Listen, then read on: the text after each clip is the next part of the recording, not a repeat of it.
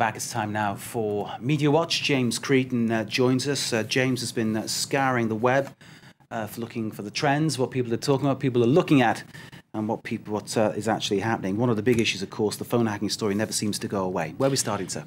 Well, there's so many media-related stories at the moment between sentences being handed down for the use of social networks in the UK.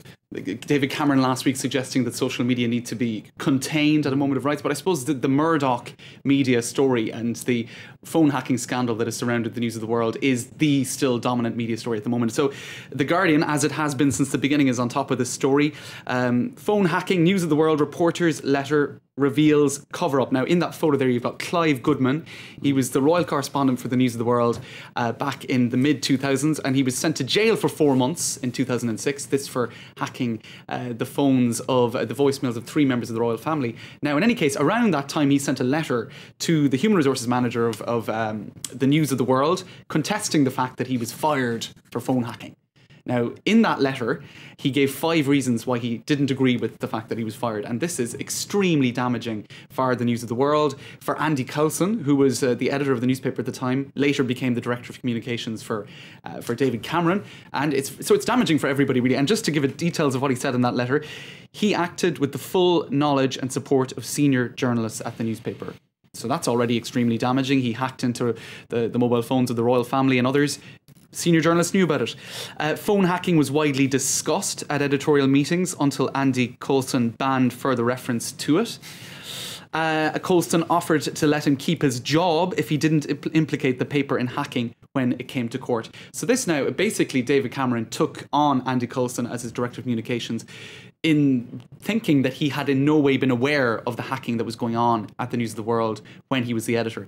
If this letter proves to be true, that totally blows that excuse out of the water. So it's very bad for Andy Coulson, very bad for David Cameron, it's very bad for James Murdoch. It's fair to remind people that many people in the know did warn David Cameron about the pitfalls of taking on Andy Coulson. Right. And obviously this issue very much central to that. What's next, James? Well, I mean, I think the reason this story is so serious is because it doesn't just have repercussions for one of the biggest news companies in the world. It has repercussions for the Prime Minister of the UK. It's such a tentacular story, and indeed this is the letter in question, and the Guardian has been picking it apart and analysing each sentence in it. So it's been getting an awful lot of attention. Storyful, one of these websites that collates discussions on social media, documents blow hacking scandal wide open again. And I suppose this is one of the key things to have emerged today. Tom Watson, now he's the head of the Culture and Media Committee that heard the Murdochs last month. They appeared before the Parliament. Now he has spoken today. He's spoken to the media. He basically said that this is dynamite, that it's absolutely devastating. It's one of the biggest cover-ups he's seen in his life if this letter proves to be true. So basically what this means is this story has taken on a whole new dimension. The Parliamentary Committee will sit again on September the 6th, which happens to be my birthday, but that's completely irrelevant. Okay, we'll make a note of that one. Right. I'm also on holidays that week, so somebody else will be dealing with it. But anyway, so there you go. Sign that form. You said you could have holiday.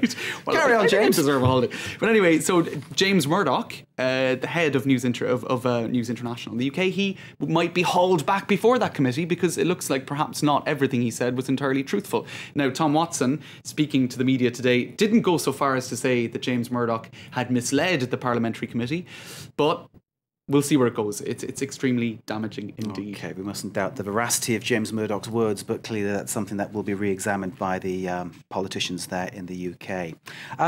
You have another story about the French news website Rue 89. That's right. Now they've been 89 Street, I suppose you call it in English. That's exactly it. And yesterday we were talking about Weibo. Now Weibo is China's answer to Twitter, microblogging site. You can put up messages 140 characters long. Now social media have been coming under a lot of attention because of their roles in organising people for rioting or for demonstrations, etc. And so basically Rue 89 is looking at Weibo, which is China's answer to Twitter, and saying that actually it's revolutionary in Chinese society. You've got 140 million Chinese people who use it. It's actually far more developed than Twitter itself. Twitter being the I suppose Western version of it. Here you have an example of a Twitter feed on the computer, and here is the Chinese answer to it, Weibo. Now, what's interesting is the Chinese language is much more precise. So the guy who wrote this article gave an example. If if you were to write the sentence, to try to help plants to grow by pulling on them, which is an obscure sentence that he uses as an example. Okay. 48 letters. In Chinese, it's 4 characters, ba, mia, zu, zhang, which means you can write a thesis in a microblogging, in a microblog compared to what you're able to do Say it on again Twitter. for us in Chinese. Ba, mia, zu, zhang. You said it with a Southern Beijing accent. Right, there you go. Mightn't have got the tones exactly right. But anyway, revolutionizing Chinese society, according to this guy.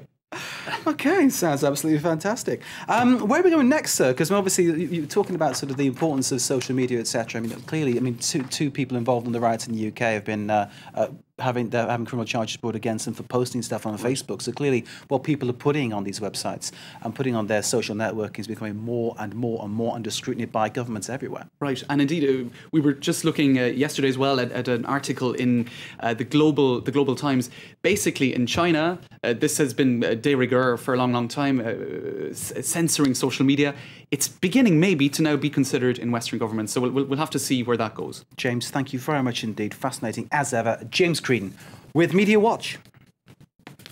Stay with us in just a few moments' time. All the day's news and sport, including Roddick and Rage in Cincinnati.